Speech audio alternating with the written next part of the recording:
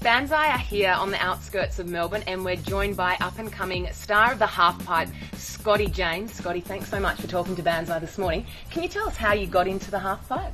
Well, ever since we were really young, my family always went up to the snow, like Mount Buller, and it just became something we did every weekend. And I started off skiing when I was about 2 years old, and then I don't know, my dad was always a snowboarder, and I don't know, I didn't really enjoy skiing that much, and I think my mum was always telling me stories how I never enjoyed skiing that much, so I'd always just unclick my skis and walk around, and ski school didn't really like me on the skis, so they put me on a board. At what point did you kind of think, oh, I can do something with my snowboarding as opposed to just doing it as a casual, fun trip to the snow each year? Well, we started when I was about 6 or 7. We always went overseas to Canada every year to Big White in like near Kelowna, and I did this competition called the Rip Zone, and I just kept doing it, and I started beating some of the Canadians, and we sort of saw that as a bit of a I don't know, maybe I should do snowboarding professionally, and and then I kept going, and when I was about 12 or 13 years old, I started travelling with my coach now, Ben Brighton Torabright, and then I just started going to Europe and winning all the competitions, and when I was about 14, I was best junior in the world at the stage, because I'd won all the probably the most prestigious junior competitions in the world. Can you explain to us what's involved in the Halfpipe for those that, like a lot of people, probably don't know much about it? Well, it involves a lot of things. It's pretty technical. It's like it's a lot like vert ramp skateboarding. The walls are 22 foot high, so they're pretty high, and on top of that you're going about 18 to 20 foot out of that, so you're about 40 to 45 foot out from the ground, and then all the way up. It's got to do with your tricks and how technical you are, and how well you land in your transition, and then obviously like how you grab and your style and things like that. So. And what techniques do you have to look at and focus on during training? Now it's come down to, I think eventually by 2014, they've just hit a new stage of tricks. It's called like double corks.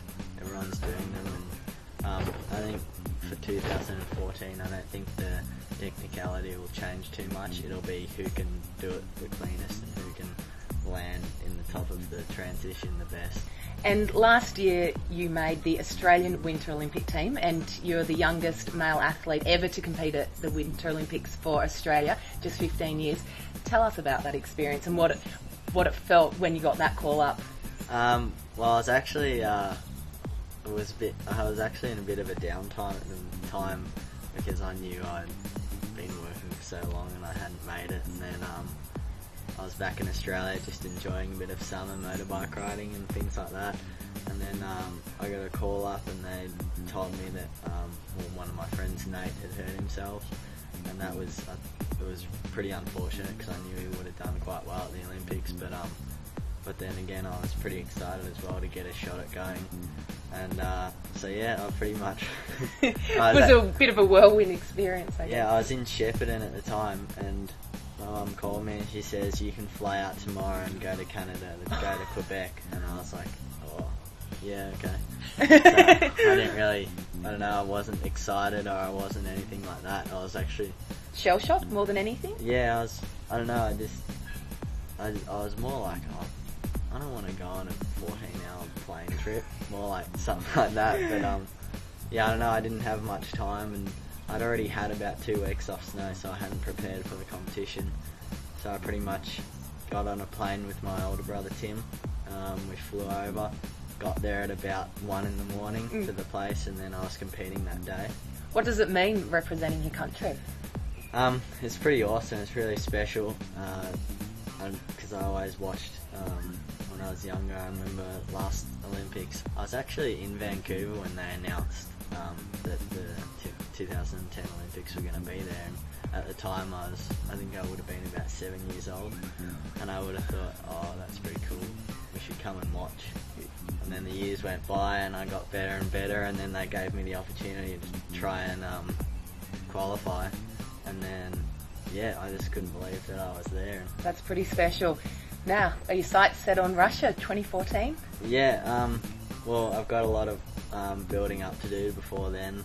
Obviously, a lot of gym training and a lot of other competitions. I have the world championships next year, and that's going to be a massive competition. Obviously, everyone wants to be crowned the first TTR world champion. So I guess I'm really aimed towards that at the moment, and 214 is quite a while away, but I'm also looking forward to that as well. So. And still focusing on the halfpipe?